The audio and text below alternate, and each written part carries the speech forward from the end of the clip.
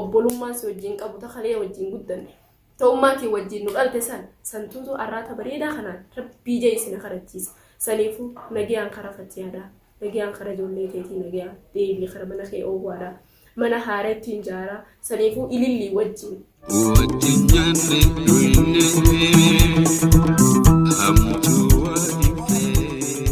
Assalamualaikum warahmatullahi wabarakatuh. Daawwattoota hordoftoota keenya arragaa waan ajaa'ibatiin deebinee isin dhufne arra kun Hafizaa Sufiyaanillee Bahar Sufiyaanii Hafizaa Sufiyaan obboleettii Bahartuu fideetiin gaashii dhufee akka gartee manguddummaa takka hoo akka gartee isiis obboleessisii gaa waan gartee kanarraa qabdu anis gaa dumaashii teenya bira ganda Bahar Fatiyaa miskina ishee bira dhaabbachuudhaaf hedduu gaa isinis nama biraatiin nama daddaatiin mari'adhu Fatiyaa fi Bahar jidduu faalaala jettanii hajjettan kana obboleettii Bahar tana fidee waniin dhufeef akka gaa obboleessisii kanatti waan takka waan kanarraa dhaabbu intarneetirraa dhaabbu Fatiyaanis miskiina jettee gaa haadha ilmaaniitti Fatiyaa wajjinis wal hunda qabdu irratti illee fuuruu hunda qabdu jettee waan dubbattuufiin har'a fidee isin jira daawwattoota keenya mee salaamata gaafadhu. Assalamu alaikum warahmatullahi wabarakatuh. Kabajamtoota fi hordoftoota bal'oo shoo. Akkamiin nageenya keessan bakkuma jirtanitti isiniif haa baay'atu isin haa ga'u isin jenna. Dhugaa rabbii dubbachuudhaaf anillee bal'oo homachaatiin ture. Osoon viidiyoo sin mariin akkanuma yaadanii homachaa ture. Garuu arraan tanaa inninis na yaamee hottu jee asitti naaf heeruu isaatiif hedduu takka galatoomu. Jaartii obboleessa kiyya bira dhaabbachuuf illee hedduu takka galatoomu isin jaa. Bareedaadha.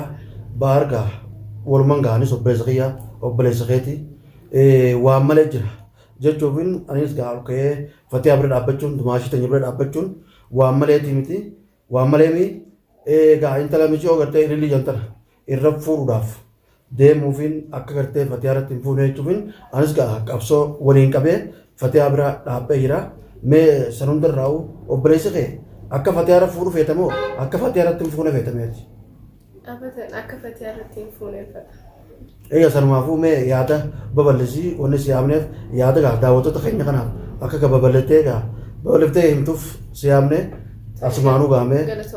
Dhugaa rabbii dubbachuudhaaf Fatiyaan intala rabbiin kabajaa itti godhee intala rabbiin galmumaan kabajaa sammuu isii keessa kaa'ee onnee isii keessa jaalala namaa kaa'ee Fatiyaan intala kabajamtuudha nu biratti maatii Bahar biratti intala kabajamtuudha intala jaalatamtuudha.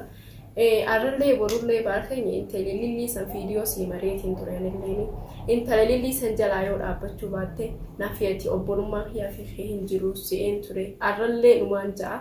Obbolummaan kiyyaa fi hin jiru yoo ilillii san jalaa dhaabbachuu baatte ililliin jechuun intala kabajaa hin qabne intala safuu hin beekne ilillii jalaa dirqama dhaabbachuu qabda. Fatiyaan nama jaalatamtuudha nama kabajamtuudha nu biratti akkasuma si biratti illee har'a jaalalli si yoo isa keessaa kan dhumu ta'ellee si biratti illee Fatiyaan nama jaalatamtuu turte saniifuu waan akkanarraa dhaabbadhuun jaalala. Egaa ammallee Fatiyaan jechuun isa biratti kabajaa qabaachuu qabdi. Isa biratti jechuun gaa ulfaachuu qabdi. Haadha ilmaan isaati irratti fuudhuu arrallee borullee irra fuudhuu hin danda'u. An akka kiyyaatti akka bal'ootti akkasiin jaa atillee gaa akkasuma itti dabre. Akkasuma onni biraa tokko kanarraan dabre immoo bal'oon akkamitti jechuun viidiyoo maree jechuun yuutuub irratti akka qilleensa irratti miidiyaa irra baasaa jeetii lolu jira. Saniif gaa waan qawweefaa biratee jechuun gaa bu'aa seenii gattaa bire. Wanni itti si bira dhufee waan bajammanumaa gizeeti hornaan jette yoo si gaafachuun qaba maaliif hornaan jira garuu wanni bakka kana na fidanii beekanii akka nama tokkootti jaarsaa fi jaartii isaatii fi isa walitti araarsuudhaaf yoo dhimma fayyaadhaa araara jidduu buusuudhaaf fiigu jira malee haistii isaan jidduu yaadee haasidummaadhaan isaan adda facaasuudhaaf kan fiigu jiru. Balloon wallahi arrallee borullee waan bareedaa godhu jira. Ani kan bakka tana na fide qawwee inni itti qabatee maaltu siin geebultii keessa maaltu tollu si baasisiisee misira kee maal baaftaadha beeka wanni. Sirriima baaftaa akka ilmaan kee keessa jiraatu ta'ii garuu tanaan jechuun nuti wal dhabuuf osoo hin ta'in naafi Bahar obboleeyanii wal dhabuuf osoo hin ta'in ilillii tana jalaa dhaabbu ilillii tana hin fuudhin jechuuf anis wanni inni iccitii baasee akka inni hin fuuneef wanni Fatiyaa himeef iccitii akka inni Bahar Fatiyaa irratti ilillii tana hin fuune ililliin cinaa Fatiyaatu geessisa. cinaa fatiyaan sitii bakka fatiyaan raaxaat illee taa'uu dandeessu. Intalli tun beektaa manuma isaa kanatti waan daleedee fatiyaa wajjin biraan kee takka dalaganii maal jetteen akkaati irraa dhaltettiin anis irraa dhaluu fedhaa baarrumaan heerumaa jettee guugattee waan akkasii hin isiitti mana siitti baar mana sii fidee manuma isaa manuma fatiyaa kana fidee isiin fatiyaadhaan mana sii keessatti akka akkasettu waay mana marraa baafachuu hin deemtu. Wallaahi anaatu hin jirre. Silaa guyyaa sanaan bira jiraadde. Silaa guyyaa sanaan bira jiraadde. Anaa miti silaa hiriyoonni fiyyaa'u bira jiraadde. Ililliin fayyaadhaan mana san keessaa gadi hin baatu. Dhugaan isinii mordoftoota keenya. Ililliin fayyaadhaan mana san keessaa gadi hin baatu. Maaliif waan bakka fatiyaan dhaabbachuu hin taaneef waan nama kabajaa qabu hin ta'iniif intala safuu qabdu irraa dhalu laafta kaffaa dhalaa qaadhimatanii dhalaa kabajaa qabdu qaadhimatanii warra isaaniitti manguddoo ergatanii sun booda maal jaanii deemanii fuudhan. Karuma guddaadhaan dhuftee akka irraa dhaltetti dhaluu fedha. Kuni qaanyiidha. Qaanyiidha. Biratti qaanyiidha. Biyya jijjiiranne malee aadaa jijjiiranne. Sanumaafuu ilillii qaanyiidha. Wanni isin lameen itti jirta. Wanni baara keenya itti taatan baara keenya nama guddaadha. Nama kabajaa qabu. Nama hunda biratti kabajaa qabu. Umriin isaallee ijoollee taatu nama akka abbaa kiyya caalchifamee laalamu ilma namaa biratti. Namoota biratti kabajaa qaba. Kabajaa qabda. Kabajaa ta'e ifirraa gadi hin deebisi. Nama Oromoo biratti illee kabaja qaba. Nama biratti illee kabaja qaba. Akka dhuunfaatti illee kabaja qaba. Maaliif sanum darraa'uu kabajaa isaa xiqqeessuun bareedaa miti. Haati kabajaa jechuun dilas namni baay'isee akka gartee namni kabaju godhu malee inni har'a ibsalbisuu hin qabu. Intala tanaa hojii deemee intala tanaan fudhatee. Arraba kee malee wanni takkoonni si dabalamu jiru. Intala fatiyaan geenye maasniin fuudhee jala deemuun kuni maqaa isaatii miti.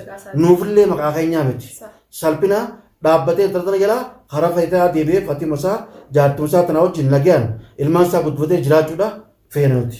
Arrallee borullee kabajaadhaan garteeme ani kabajaaniin isiniif hima kabajaadhaan akka ililliin humna qabdutti anis humna niin qaba baarii fi intala san addaan hambisuudhaaf illee dirqama wallaahi si ajjeesee garteeme baar karaa fatiyaa deebisuus ni danda'a garuu ammoo kabajaa xiqqoo takkaan deemu ilma namaati wajjin qorii takka teessee nyaattee deebitee ilillii san ilillii deengaddoo hojii nyaanne gaafee siin dachaa sabdooti hojii fiidiyoo daleeddu ani si moggaata dhaabbatte sanii ana yoona agartanillee taniif ililliidhaaf harka dhooyitee gammachuu dachaas qooddattee garteemi arraan tana lakkii dachaa safee baar keenyaa fuudhu ililliin jiru maaliif ililliin gantuudha ililliin nama badaadha nama jireenya isaa baharii fi miti dachaasii fuun taane dachaasii fi mi baarii fuus hin taatu nama kanaallee dhiira biraatiif illee hin taatu ililliin.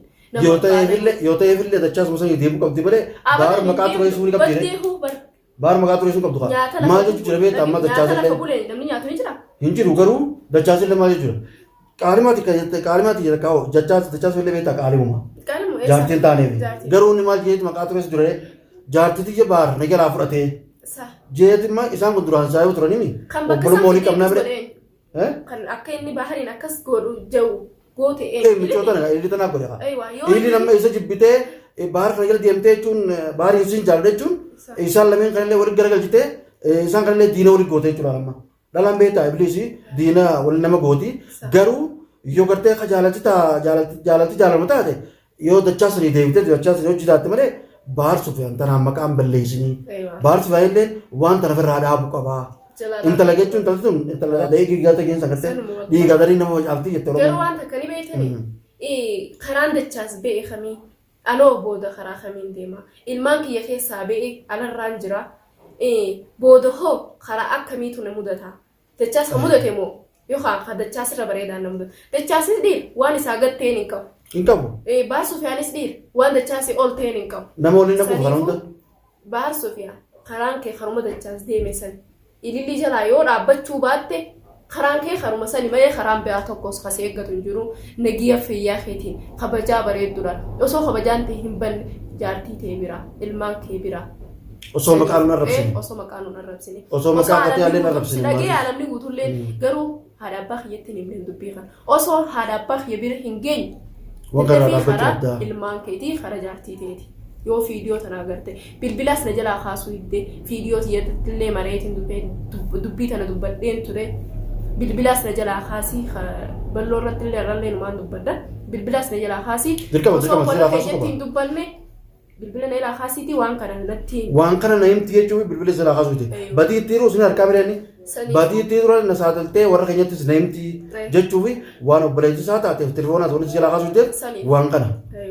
Dirqama atis karaa fatiyaa waan deebi'eettuuf dirqama malee gara fatiyaa waan deebi'ee waan fatiyaa hojjechuuf atis waan fatiyaa hojjetu dhaabbachuuf deemtuuf waan fatiyaa hojjetuuf tanaaf bilbila kee hin kaasin bilbila keetillee ammallee si jalaa kaasuu qabu atis gorsumaaf malee akka jechuun inni gartee waan biraa keessan buune akkammoo inni talata nam fuune akka gartee immoo fatiyaa irratti fuudhuudha atis hin barbaanne bakka kana itti muu deemtaami tanaaf bilbila hin kaasini bilbila immoo arraas borollee kaasuu qaba obboleettii teetii Bahar Sufyaan bilbila jalaa kaasii waan jiru siin mareechuu qabdiin jaa afisaan. Bilbila jalaa kaasii jalaa dubbadhu yoo viidiyoo tan argite viidiyoo kana yuutuuba bal'oo jalatti seen ilaali yoo agarte akka biroon kunne obbolummaa si haa qabu obbolummaan naaf heetu jigannu si haa qabu akka viidiyoo tan agarteen xawwaalee naaf dawwali akka viidiyoo tan ilaaltee haateen boodaan naa dawwali waan dhimma irra jirtu waa'ee irra jirtu midiyyoon tun maal sii qabdi qoy kaayyoo maalii sii qabdi ilmi namaa tokko intala akka kaayyoo irra dhaabbatee jaalala isii tan kaayyoo maalii qabda isiin kaayyoo sii qabdi moo maal sii qabdi kan fatiyaa intala amata meeqa ilmaan namaa afur irra ganneeyxee ijoolleen tiyya san akkamit jirti ijoolleen tiyya tun akkamit jirti osoo takkaa hin fatiyaa biraa baatee ammas bar makiinaa keessa galaa osoo takkaa ijoollee san ijaan hin arkin intala alagaa hin beene ta booda sigattee deemtu ilmoo irraa qabdu isii ta ilmaan irraa qabdu facaaftee ala baatee ala galtu maalii kaayyoo maalii sii qabdi intala jala baate.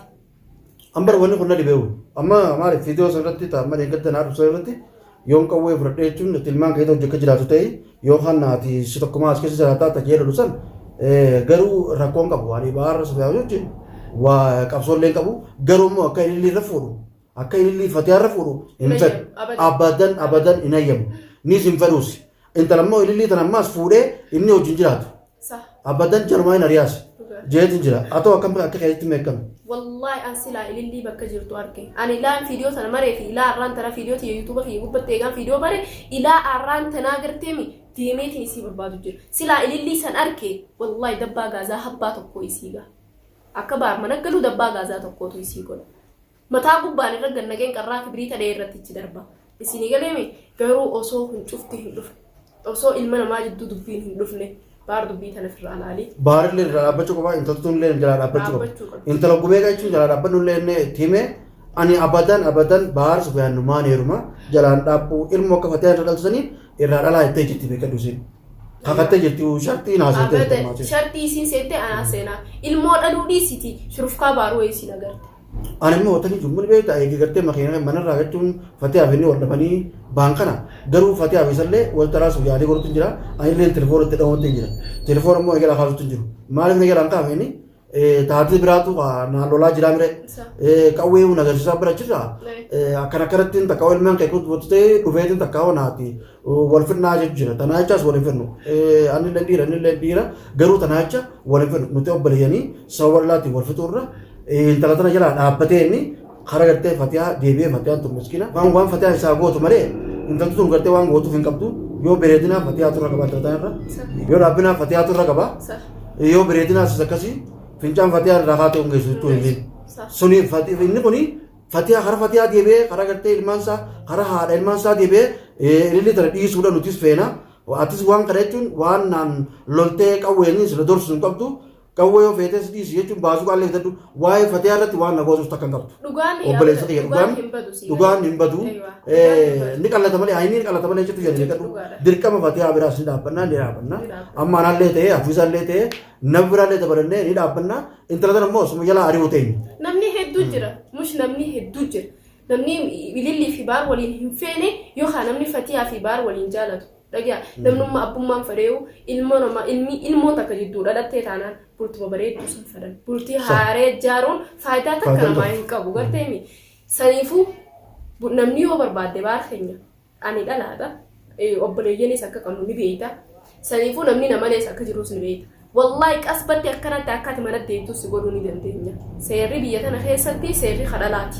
Saniifuu adaba keeti viidiyoo tana laalii kara mana keeti irra deebi'ee sigorsa kan fudhachuu baannaan akka alamni bees irra dhiichisu jiru si arrabsu jirutti si arrabsuus ni danda'a maaliif obbolummaan si wajjin qabu takalee wajjin guddan ta'ummaatii wajjin nu dhalte santuutu arraata bareedaa kanaan rabbii jeesina karachiisa saniifuu nagayaan kara fatiyaadaa nagayaan kara ijoollee teetii nagayaan deebii kara mana kee oowwaadhaa mana haareetti hin jaaraa saniifuu ilillii wajjin Keessaa waramaas illee hojjisa. Illee hojii bara jechuun waa jaaruun bara. Yoo waa diiguu taate malee illee wayyaatti mee. Waa takka jaaruun beektu illee. Kuni waa diiguu bara. Taatu bineensaaf illee taatu. Abootu hundachaa suuraas nama meeqa jaalattee nama meeqa ariitee nama meeqa jaalattee deemu jirti. Tuni raadee kee dhiigaa akkuma jennatti tana jalaa dhaabbuu sin jenna nuti baara. Dhugumatti yoo nu dhageesse jalaa dhaabbu. Fiitoota inni tanallee walaalte jalaa dhaabbuu sin jenna. Daawwattoota hordoftoota keenya koomentii jalatti illee barreessuu qabdanii Baar Sufiyaan akka gartee gara maatii isaa gara Fatiyaa akka deemu. Fatiyaan tun hedduu miskiina dhugumatti gara Fatiyaa akka deemu koomentiidhaan illee waa hundaan illee barreessuu qabdanii har'a Afisa dabalannee dhufnee boruu fi tanka taatee jechuun nama biraallee dabalannee dhufnaa suniifuu baaduuti mana deebisuun dirqama intala jalaas hambisuun dirqama asumaanuu waan jettame daawwattoota keenya dhaaman.